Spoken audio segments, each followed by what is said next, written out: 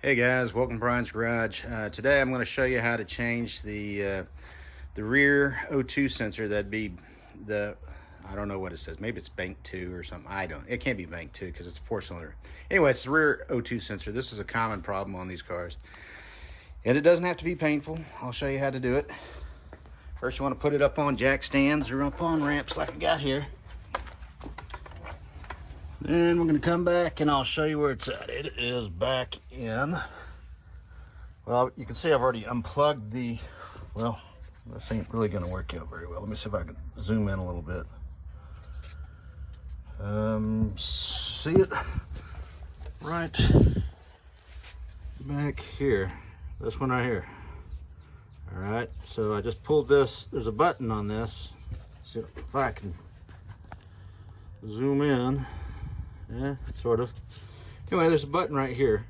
Push that button, pull this off, and then we're just going to clip this off with some wire cutters, this wire, right? So we can get our 7/8 wrench on it, right? And then we're going to put, well, there's my wire cutters.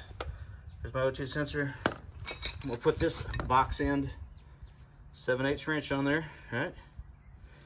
I'm going to smack it with this dead blow hammer and hopefully it comes loose. If not, then I'll heat it up with propane torch. So go ahead and do that, and I will report back. Well, that worked out just fine. No problem getting this thing out. Like I said, I just snipped it off, and then I could get my box end wrench on it, right? Put that on there, and then I just smacked it with the dead blow hammer. Came right loose, piece of cake. I'm going to put the other one in. That's all there is to it, guys. Don't need any special tools or anything. Well, that's it for Brian's Garage. We will talk to you later.